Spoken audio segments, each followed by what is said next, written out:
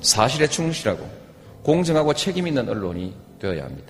한국의 민주주의는 언론의 수준만큼 발전할 것입니다. 4월 말쯤에 이미 사설들은 노무현 대통령 정치적 자산 파산, 이것을 확대 재생산하고 그 증오하면서 사람의 인격을 다 파탄시키는가 하는 것이, 박연차가 돈을 줬다라는 얘기만 나오면 한편의 소설에서 이미 나와버리는 거죠. 검찰이 흘리면 조중동은 받아 쓰고, 두 집단, 검찰하고 언론이 가장 혹독하고 가혹하게 가해 행위를 했거든요.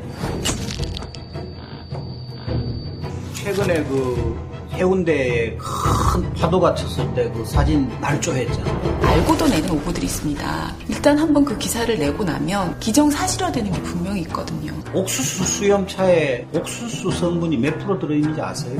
0.07% 들어있습니다. 그걸 가지고 전체인 것처럼 하면 그건 언론이 아니고 그건 광고 찌라시잖아. 광고와 관계없이 신문사에 일정 부분을 지원을 해줍니다. 알아서 기계돼요. 삼성에게 불리한 보도는 안 나가게 되는 거죠. 다시 한번 이 상은 저희들에게 큰 채찍이 된다는 점 명심하겠습니다. 감사합니다.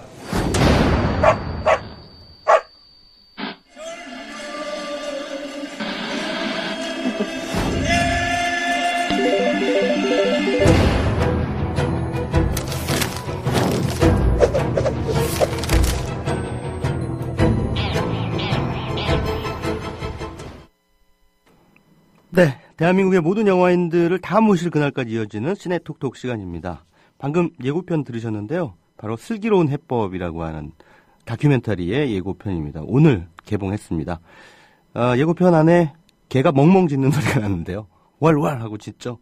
보통 언론을 와치독이라고 보통 미국에서는 그러죠. 파수기원이라고 하는데 시민을 대신해서 권력을 감시하는 기능을 한다 해서 파수기원, 와치독이라고 부르는데, 요즘 우리나라 언론들 가만히 보면은 권력을 대신해서 시민들에게 멍멍 왈왈 짖어대는 그런 형국인 것 같습니다. 어쨌든 영화 다큐멘터리 슬기로운 해법의 감독님이 스튜디오에 나오셨습니다. 태준식 감독님 모셨습니다. 안녕하십니까? 안녕하세요. 예, 반갑습니다. 바쁘신 와중에 오늘 또 개봉일인데 이렇게 시간을 내주셔서 정말 감사드립니다. 네, 뭐 그닥 그렇게 바쁘진 않지만 불러주셔서 너무 감사합니다. 예. 아, 예. 예. 자, 슬기로운 해법 영화 참 잘 봤습니다. 그 네, 부제가 태초에 거짓말이 있었다, 양치기 언론의 전성시대라는 그 홍보 카피가 붙어 있는데요. 네네. 이 슬기로운 해법은 우리나라 특히나 그 보수 언론의 어떤 그 행각에 대한 그 얘기를 다룬 다큐멘터리죠. 네, 우선은 뭐 언론에서도 여러 가지의 언론들, 네네. 뭐 대한 언론이 있을 수가 있겠고, 독립 언론이 있을 수가 있겠고, 뭐 진보 언론, 보수 언론, 뭐 여러 가지 불리워지고 있긴 한데요. 네. 대한민국 사회에서 언론이라고 불리워지는 집단들의 거의 한 70-80%는 보수 언론이라고 볼 수밖에 없는 현실이기 때문에 굉장히 편향돼 있죠. 네, 사실. 그래서 네. 보수 언론 네. 특히나 뭐 조중동이라고 네. 불려지는 네. 어떤 그러한 그 신문에 대해서 다루려고 했던 작품입니다. 예. 그러니까 조중동과 더불어서 이제 그들에게 마치 이제 떡처럼 던져줬던 종편이라고 하는 것의 탄생. 그 네네. 배경에 대해서도 다큐멘터리가 좀 조명을 하고 있는 것 같더라고요. 네네. 그러니까 좀 이 작품을 하면서 자연스럽게 애초에 기획보다는 약간 좀 달라진 부분들도 있고, 어차피 다큐멘터리라는 게 작업을 하면 할수록 자료를 보면 볼수록 뭐 촬영을 하고 인터뷰를 하고 좋은 분들의 말을 들으면 들을수록 생각이 좀 바뀌고 네네. 또 심화되는 과정일 텐데, 거의 마지막쯤에 가서는 그런 생각을 좀 했었어요. 어쩌다가 지금의 언론이 이 지경이 되었을까라는 거를 알게 모르게 내가 조명을 하고 있구나라는 그런 생각을 좀 하게 됐었습니다. 그러니까 그거 처음부터의 의도는 아니었지만 작업을 하는 과정 속에서 지금의 이른바 기레기라고 불려지는 기자분들 또는 그 기자분들이 소속되어져 있는 언론사들의 현실이 어떻게 하다 이 지경이 됐을까라는 부분들을 좀 지난 10년간의 역사를 통해서 좀 이렇게 돌아보는 작품이 되었습니다. 그렇게 되었고요. 근데 그것의 어떤 꼭지점에는 뭐 삼성이라는 거대 자본이 있다라는 것을 이야기하려고 작업을 했던 겁니다. 예. 태준식 감독님은 원래 노동자 뉴스 제작단에서 오랫동안 활동을 하셨죠. 네네네. 그 노동쟁이 뭐 현장이라든가 또 한국의 어떤 노동 현실에 대한 그 다큐멘터리 많이 제작하신 걸로 알고 있고, 최근에 그 꽃다지의 그 내가 왜 라고 하는 그 뮤직 비디오죠. 비디오죠. 예, 예, 뮤직비디오로 예. 또 상당히 그 유려한 화면으로 연출을 하셔서 인상적으로 본 기억이 나는데 노동자 쪽에 관심을 많이 가지시다가 이제 언론에 대해서 내가 건드려야겠다라고 생각하시게 된 어떤 특별한 계기가 있으셨습니까? 이 작품 네. 사실 뭐 제가 말씀하셨듯이 이제 오랫동안 다큐멘터리 작업을 하면서 저는 은근히 뭐 그런 생각이 좀 있었던 것 같아요. 제 스스로가 언론이다라는 그런 생각, 예. 뭐 그런 생각이 좀 기반으로 좀 생각이 있었던 것 같고요. 네네. 한 명의 말하는 자로서 네네. 내가 선택한 주된 뭐 꼭 전부 다 그렇지는 않았지만 네네. 어떤 영역은 노동운동에 대한 그 노동자들의 투쟁에 대한 그 노동자들의 삶에 대한 이야기를 많이 해야 되겠다라는 네. 생각이 있었었는데 뭐 우연찮은 기회에 어떤 제안이 있었었고요. 그 제안에 대해서 좀 고민을 하면서 네. 작업을 한번 해봐야 되겠다라는 그런 생각이 좀 들었던 것 같아요. 음. 그 제안은 그 야만의 언론 노무현의 선택이라는 네네. 책의 저자이셨던 네. 김성재 네. 부장님, 네. 저는 계속 부장님이라고 부르고 있습니다. 지금은 약간 지위가 바뀌었지만 예. 김성재 부장님이 그 책과 관련된 어떤 다큐멘터리를 만들고 싶다라는 어떤 의지를 가지시고 예. 여기저기 좀 많이 찾아다니셨던 것 같아요. 근데 그래서 현 제작사였던 시네마다를 찾으셨고 예. 그 시네마다에서 이제 연출자로 예. 제안을 저한테 해주셨고요. 그래서 어떻게 보면 온전히 저의 기획이라고 볼 수는 없는 작품이긴 합니다. 근데 그 제안을 듣고 고민을 하면서 나도 처음에는 좀 약간 좀 재밌는 생각이 좀 많이 있었죠. 나도 네. 이렇게 신나게 요기나 한번 해보고 싶다. 뭐 그런 생각이 좀 있었던 것 같아요. 네. 근데 생각이 좀 바뀐 것도 있고요. 예. 그 김성재 부장이라고 하는 분이 또 다큐멘터리에 등장하셔서 인터뷰로 네네네. 말씀을 하시는데 그분이 쓰신 그 야만의 언론이라고 하는 책의 어떤 기본적인 그 논조가 네네. 영화에 그대로 실려 있다라고 봐도 됩니까? 아니면 그 여기서 태준식 감독님이 네네. 조금 재해석을 하거나 또 다른 어떤 의미 부여를 한 대목이 또 있거나 가미하신 부분이 많으십니까? 네네. 어떻습니까? 기준적으로? 그러니까 네. 그 원작자이시고 기획자이시기 때문에 네. 이제 그분이 쓰신 책, 그 야만의 언론이라는 책이 기초 자료로서 네. 그러니까 기본적으로 전반적인 컨셉이나 그리고 해야 될 어떤 이야기의 출발점으로서 네. 이 책이 기능을 한 건 맞고요. 네. 근데 저는 그 노무현 전 대통령의 서거 과정에서 네. 보수 언론과 그 대한민국 이른바 권력자들이 보여줬던 어떤 그런 모습들의 만을 가지고 네. 언론을 이야기하기에는 좀 약간 한계가 있겠다라는 그런 생각이 네. 좀 있었어요. 예. 지금 현재의 언론이 어떤 모습으로 존재하고 예. 있고 사실은 그거가 굉장히 단순한 사실이긴 할 텐데 예. 그 부분을 간과하고 뭐 언론의 문제에 대해서 이야기를 한다라고 한다면 예. 약간 좀 이렇게 본질을 이야기하지 않고 가는 듯한 어떤 그런 느낌이 좀 있어서 네. 뭐 재해석과 또는 뭐 의미를 부여하자면 약간 더 확장해서 고민을 해서 작업을 처음에 시작을 하게 됐었습니다. 그 뒷부분에 가면은 이제 부동산 시장과의 어떤 그 함수 관계랄까요? 네네. 그래서 사실 그 노무현 정부 시절에 나왔던 그 종부세, 네네. 그 종부세에 대한 어떤 그 시민들의 부정적인 네네. 그런 이미지를 형성하기 위해서 만들어낸 일종의 그 세금 폭탄 프레임. 유명한, 그는 뭐 언론학자들 사이에서도 상당히 그 조소와 조롱의 그 비난의 대상이 되는 거죠. 사실 전 국민의 3%에만 적용되는 그 종합부동산세를 가지고 그 조중동이 세금 폭탄이라고 하는 말을 씀으로써 상당히 그 효과를 봤죠. 실제로 그때 당시에. 그렇죠. 그 결과적으로 종합부동산세가 실패하게 됐는데 거의 한 8할은 언론의 역할이 아니었을까라는 그런 생각을 합니다. 그것에 사실은 많은 사람들이 동조를 했었고, 좀 어떻게 보면 지나간 일이지만 지금도 여전히 좀 쟁점이 되는 부분이긴 하지만 언론의 계급성이라고 해야 되나요? 이런 부분들이 아주 정확하게 드러난 부분인데 그거를 언론이라는 외피를 쓰고 많은 국민들한테 진실과 거짓이라는 프레임으로 뭔가 이야기하면서 이것도 진실될 수 있을 것이야라는 어떤 그러한 부분들까지 이렇게 은근히 전달해가면서 그게 대성공했던 하나의 케이스가 아니었을까라는 그런 생각을 합니다. 참 잔인해요. 그런 거 보면은 우리나라 언론, 특히 보수 언론들 보면은 조중동.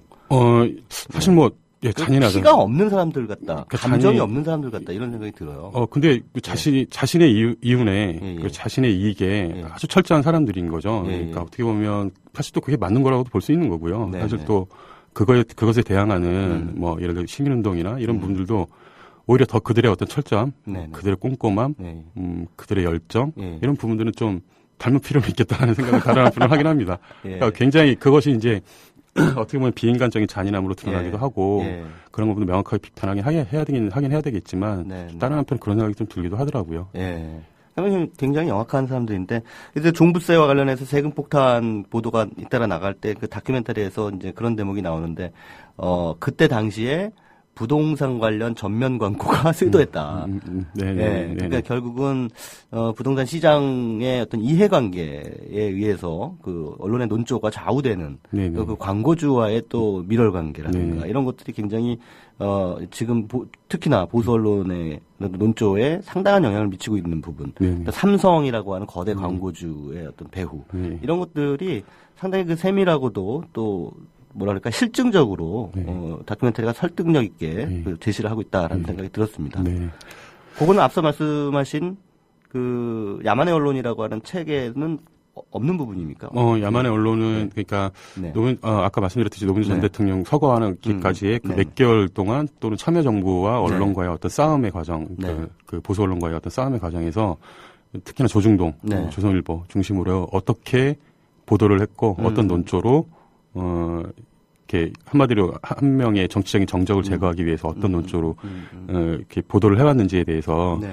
실질적으로 남겨놓은 어떤 그런 책이고요. 네. 그러니까 그 외에 이제 예를 들어 부동산 문제라든지 삼성 문제라든지 종편 문제 같은 경우는 약간 더 추가된 부분이라고 보시면 될 것 같아요. 그 다큐멘터리 안에 보면은 다양한 분들의 인터뷰가 등장합니다. 일단 정현주 전 KBS 사장, 네네네. 또 시사인의 주진우 기자, 네네. 또 미디어스의 한윤영 기자, 네네. 또 홍세화 씨, 예. 그리고 말씀하신 야만의 언론 저자인 네. 김성재 씨, 네네네. 또 김기창 고대 법학전문대학원 교수님, 네. 또 뭐 등등 굉장히 그 다양한 분들이 나와서 인터뷰를 하시는데, 네네. 인터뷰들을 보면서, 그러니까 이 슬기로운 해법이라고 하는 다큐멘터리의 전체적인 톤이 당연히 조중동을 비판하고 있기는 하나, 한편으로는 그쪽 얘기도 좀 들어봤으면 좋겠다라는 생각이 들더라고요. 네네네. 근데 노력은 안 하신 건 아니실 거라는 생각이 들어요. 네네네. 어떻습니까? 예. 어, 걔네들도 나름대로 논리가 있을 거 아니에요. 네네. 조갑제닷컴에 예. 뭐 팩스도 넣었고요. 네. 전화 통화도 했고. 근데 아주 완곡한 표현으로 예. 뭐 인터뷰에 응하지 않겠다라는 네네. 어떤 그런 답을 들었어요. 그래갖고 뭐 근데 굳이 뭐 나오지 않겠다는 걸 제가 또 굳이 졸라가면서 하고 싶은 또 그런 생각도 별로 없었었고요. 네. 그래서 뭐 알겠습니다라고 했고 그 부분 예를 들어서 뭐 다른 진영의 어떤 사람들을 설득해내서 카메라 앞에 세워놓는 것, 네네. 이제 뭐 이런 부분들도 좀 어떤 작품의 어떤 재미 또는 뭐 긴장감, 텐션을 주는데 좀 도움이 될 것 같다라는 생각이 있어서 시도를 안 한 건 아니었는데요. 사실 변희재 뭐 같은 사람들은 하자면 할 것 같기도 한데. 아니요. 그 변희재는 저기 뭐 이제 전혀 고려의 대상이 아니었습니다. 괜히 예. 뭐 이게 똥만 싸고 나갈 것 같아서 안 했고요. 이게 들을 오히려 가치가 없었군요. 네네. 그러니까 네. 좀 이렇게 약간 이야기가 되실 분, 그러니까 조갑재 선생님 같은 경우는 네네. 한번 진짜 한번 불러서 이야기를 한번 듣고 싶은 생각이 좀 있었어요. 그래서 네. 한번 진짜 팩스도 넣었고 부탁을 한번 드려보긴 했었었는데 근데 그러지 못했고요. 근데 뭐 어쨌든 근데 굳이 그분들 예를 들어서 이렇게 나오게 해달라고 쫄라면서 저희 스트레스를 낭비하느니 네네네. 차라리 다른 거에 더 집중하는 게 낫겠다는 판단이 좀 있었습니다. 그렇게 되면은 이제 다큐멘터리 방법론을 좀 바꿔야 될 필요가 있겠죠. 사실은 어떻게 보면은 그 마이클 무어가 흔히 네네. 쓰는 방식이 수행적 다큐멘터리라고 네네. 해서 그 이를테면 뭐 화시구일에서 예. 이제 하원 의원들 출근하는 의원들 네. 데리고 이제 당신 자식을 이라크로 보내는데 사인해달라 뭐 한다든가 아니면 뭐 그 시코에서 그 폐 환자들을 네네. 데리고 쿠바 간타노브 수용소로 뭐 데리고 간다든가 네네. 이런 어떤 그 네네. 해프닝을 벌이지 네네. 않습니까? 네네. 그래서 뭐 이런 그 조중동의 진영에 속해 있는 사람들이 인터뷰에 응해주지 않는다면 예, 예. 막 찾아가서 막 두들기고 예. 그 네. 하는 부분 예, 예. 그건 사실 어떻게 보면은 그렇게 이제 그 좀 해봤으면 네. 어땠을까라고 네. 하는 네. 좀 네. 아쉬움도 좀 들긴 합니다. 네네네. 예. 근데 제가 이렇게 워낙 그런 카메라 앞에 서서 네. 뭔가 연기를 하고 뭐 이런 거에 굉장히 어색해하는 아, 물렁증이 좀 있는 그런 사람이기 네. 때문에 예, 예. 애초부터 저는 그런 작품을 좀 만들기 힘들겠다라는 그런 아. 생각이 좀 있었어요. 네. 그러니까 뭐 이렇게 작품의 재미를 위해서 굳이 나의 모든 것을 헌신해야 될 필요가 있을까라는 뭐 그런 생각도 좀 있었고, 네. 그러니까 오히려 그러니까 이 작품이 언론이라는 문제 굉장히 네. 좀 중요한 문제이고 많은 분들이 고민하고 당장 바꿔내야 할 어떤 그런 현실인데 이 부분을 좀 처음 고민을 시작하는 어떻게 보면 옛날에 안티조선 운동 이후에 네. 언론 운동 자체가 물론 뭐 많은 분들이 노력에 의해서 지금까지 오긴 했지만 네. 이게 다시 전체 어떤 시민운동의 중요한 화두로서 좀 제기가 되어야 될 필요가 있을 텐데 네. 이런 부분들을 좀 처음에 한 뭐 발화의 시작점이라고 해야 되나요? 예, 예. 그렇다고 한다면 거기에 예를 들어서 어떤 유머라든지 또는 뭐 어떤 재미를 위해서 하는 것도 좋긴 하겠지만 네. 뭐 제 성향도 있고 아니면 뭐 성향도 있고 그리고 좀 어떤 진중한 고민의 시작점으로서 네, 네. 작품의 성격이 좀 정리가 됐으면 좋겠다라는 생각도 있긴 해서 네. 뭐 아니, 사실 제가 그런 거 잘 못합니다. 그래서 하는 겁니다. 네. 네, 그럼에도 불구하고 그 다큐멘터리가 굉장히 그 화면 연출이 좀 유려하다라고 하는 생각이 들었어요. 그래서 특별히 그 부분에 신경을 많이 쓰는 흔적이 좀 있더라고요. 그러니까 거칠어 보이지 않으려고 하고 그 세련된 영상을 통해 가지고 그 관객들을 좀 설득하겠다라고 하는 연출 의도가 분명히 좀 있었던 것 같습니다. 어떻습니까? 네, 일단은 그 인터뷰가 중심이 된 다큐멘터리이기 때문에 인터뷰 화면이 굉장히 안정적이고 권위 있게 그리고 보시는 분들한테 명확하게 전달이 되지 않는다면 이 작품은 효과가 반감될 것이다라는 생각이 있었기 때문에 인터뷰 촬영할 때 신경을 좀 많이 썼고요. 네. 그래서 뭐 카메라 2대, 뭐 조명, 공간, 어디서 할 것인가 이런 부분들도 사실은 사전에 이렇게 스태프들하고 이야기하면서 어느 공간에서 인터뷰할 것인가도 고민을 많이 했었었고 그리고 그 인터뷰자들이 인터뷰들이 이야기했던 어떤 그런 이야기들이 사실은 서로 따로 이렇게 떨어져 있는 어떤 그런 사회적 사실들이나 어떤 입장들일 텐데 그런 것들을 저의 입장으로 저의 이야기 방법에 이어내야 될 어떤 그런 필요성들이 좀 있었기 때문에 그런 것들을 잘 이어내려면 어떤 뭐 사실 뭐 꼭 직접적인 어떤 설명이 되어지는 화면들이 아니라 좋은 이미지로 그런 것들이 연결되어져야 될 필요가 있겠다라는 생각이 좀 있었어요. 그래서 예를 들어서 뭐 타임리스라든지 모비캠이라든지 어떤 스케치 화면을 담아내는 데 있어서 그 좋은 소리를 잘 들리게끔 해주는 역할로서 화면이 기능하게끔 촬영을 하려고 노력을 많이 썼고요. 신경을 많이 썼고요. 그 결과는 뭐 어떻게든지 저는 뭐 관객분들이 봐주셔서 해주셨으면 좋겠다는 생각이 있고요. 또 하나는 어쨌든 뭐 굳이 잘 이렇게 드러나지는 않지만 어쨌든 화면비를 좀 약간 더 넓혔어요. 2.35대 1로 했었고 HD로 바뀌고 난 다음에 거의 대부분이 뭐 16대 9로 갔었었는데 저는 그것보다는 더 극장 사이즈라고 해야 되나요? 약간 가로로 더 넓혀서 여백으로 볼 수 있는 공간이 더 많게끔 화면비를 그렇게 가져가야 되겠다라는 그런 생각이 좀 있어서 촬영 감독의 제안에 의해서 고민을 하다가 그렇게 촬영이 좀 시작이 되어졌던 부분들도 좀 있고요. 네, 그렇습니다. 네. 아, 그렇군요. 그 영화 안에 보면은 그 공에다가 신문을 스크랩해가지고 붙이시는 작가님. 아마 제가 짐작컨대 사진 작가님이시죠. 네, 사진 작가 노선택 사진 작가님. 그 퍼포먼스를 쭉 그 중간중간에 삽입을 해 놓으셨더라고요. 네네네네. 그 어떤 의도로 그걸 삽입하셨나요? 그게 전체적인 그 다큐멘터리의 톤에서 사실 안 들어가도 되는 부분이라는 생각이 들었는데 그걸 의도적으로 집어넣으신 분명한 이유가 있을 것 같아요. 노선택 작가님이 그 1년 동안 그 신문을 매일매일 받아오는 신문을 계속 맙니다. 이렇게 동그랗게 공으로 많은 말고 그다음에 그거를 계속 이제 오늘의 몸무게는 이 몸무게는 몇이고 몸무게는 몇이고 그다음에 그걸 이제 사진으로 이제 찍어 놓는 거예요. 사진 작가님이시니까요. 근데 그 신문이 한겨레 신문하고 이제 조선일보입니다. 이 작가님이 굉장히 어떻게 보면 원래 이제 좀 엉뚱한 어떤 그런 작업을 좀 잘 많이 하시는 어떤 그런 작가님이시긴 한데 어떻게 보면 그분 자체도 신문사 출신이기도 했고 그래서 그 올드 미디어인 신문에 대한 어떤 애정 그리고 이것을 좀 자기가 바라보는 어떤 1년간에 쭉 담아내는 어떤 과정 속에서 그런 모습들을 좀 이렇게 매일매일 사진을 찍음으로써 뭔가 그것을 남겨놓고 싶다라는 그런 생각이 좀 있었던 것 같아요.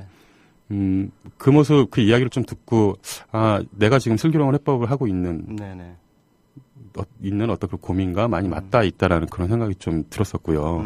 물론 뭐 작가님의 어떤 그 예술적인 성취는 저와는 비교가 안 되긴 하겠지만, 그래서 어떻게 보면 뭐 간단히 말씀드리면 어쨌든 저의 모습 모습이라고 해야 되나요? 저의 모습이 그러니까 내가 이 현재 언론 네네. 지형을 바라보고 있고 내가 기본적으로 이 언론 지형에 대해서 어떤 생각을 가지고 있는지에 대해서 나 대신 누군가가 이야기해줬으면 좋겠다라는 그런 생각이 좀 있었었는데 그런 부분들을 좀 담당해 주시는 역할 그리고 누군가는 꼭 이 상황 현실들을 지켜보고 있다라는 것.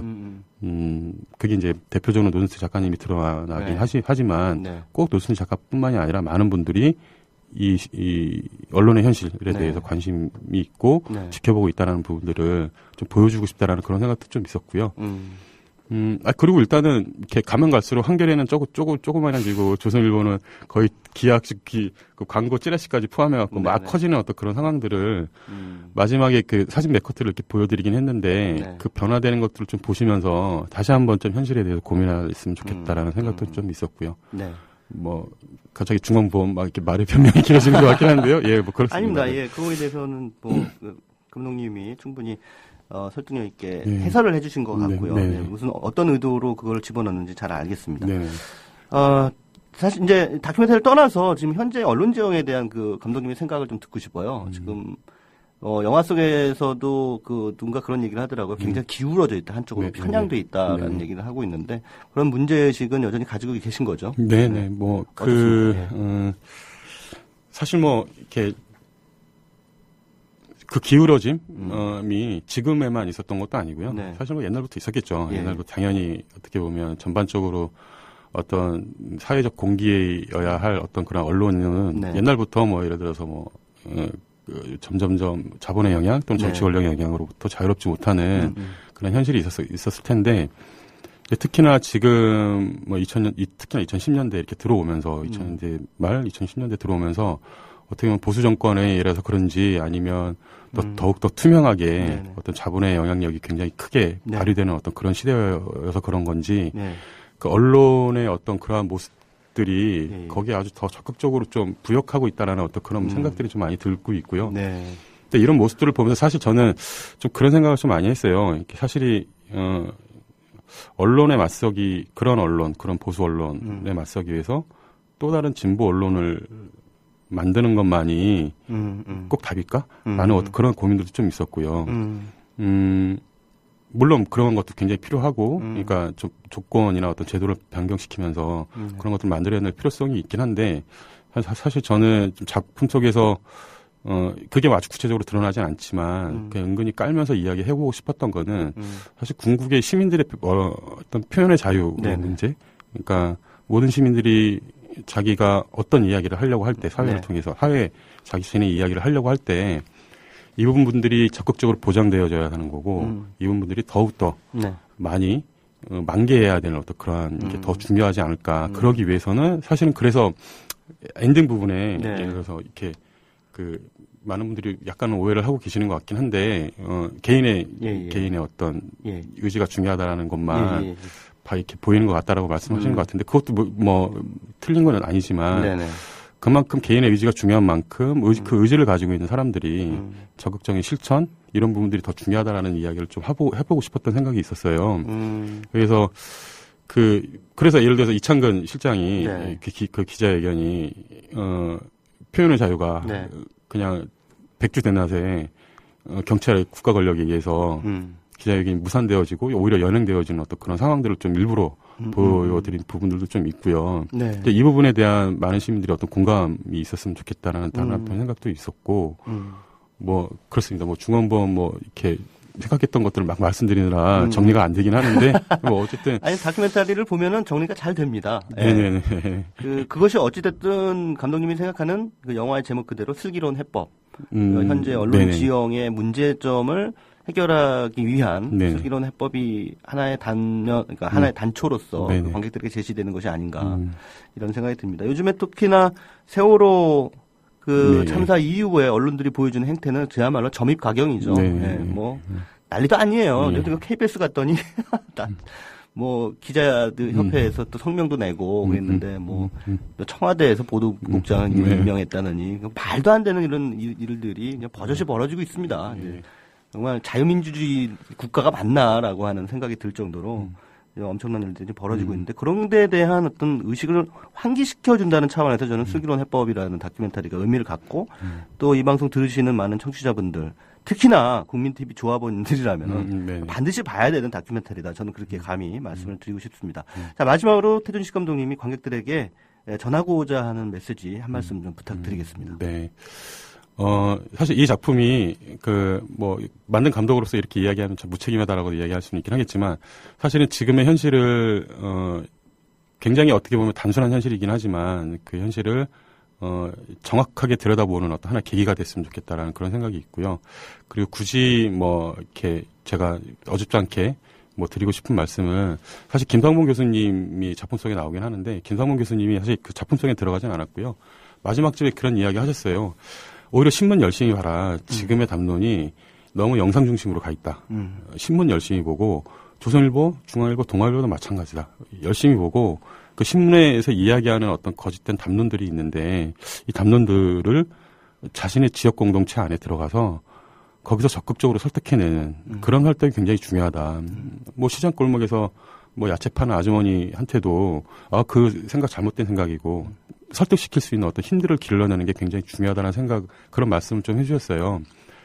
그 말씀 듣고 저걸 어떻게든지 간에 좀 잘 살려야 되는데 약간 실패한 부분도 있긴 하지만 기회가 돼서 말씀을 드린다면 좀 그런 노력들이 필요하지 않을까. 그런 노력들이 사실 쉽지는 않겠지만 중요한 거는 어찌됐든 간에 여러분들이 잘 보는 능력도 굉장히 중요하긴 하겠지만 여러분들 공동체 내에 있는 미디어들, 지역 언론들 또는 국민TV 같은 대한 언론들 이런 부분들에 적극적으로 참여하고 여러분들의 방송, 여러분들의 신문 그리고 여러분들 지역에서 여러분들 나름대로의 어떤 나파수가 될 수 있도록 노력하는 그러한 시민들이 되어주셨으면 좋겠습니다. 이렇게 어줍지 않게 말씀 남깁니다. 예.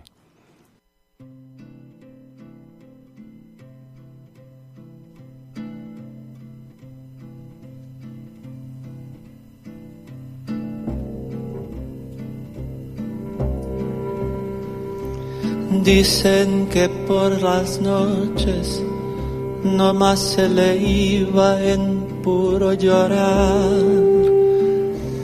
Dicen que no comía, nomás se le iba en puro tomar. Juran que el mismo 상처를 줄 의도가 없었음에도 불구하고 나의 어떤 행동으로 말미암아서 누군가 상처를 받는다면 그건 내 잘못일까요?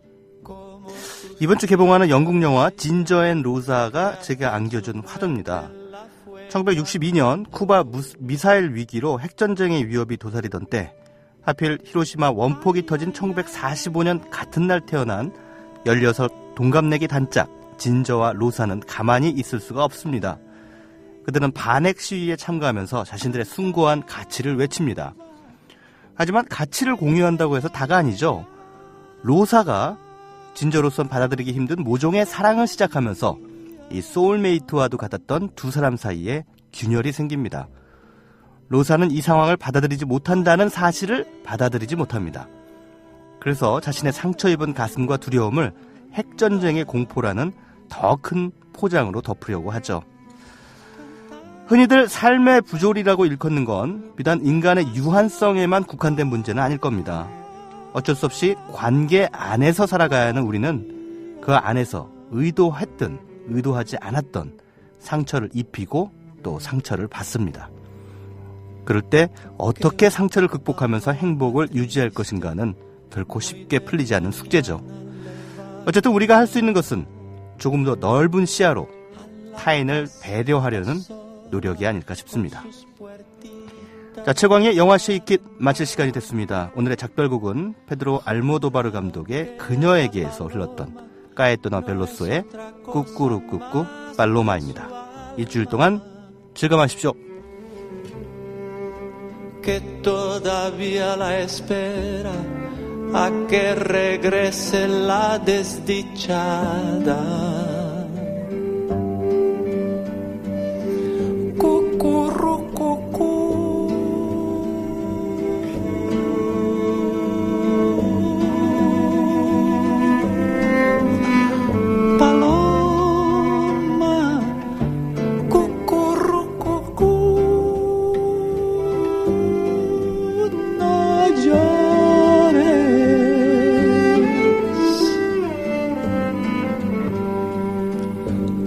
las piedras jamás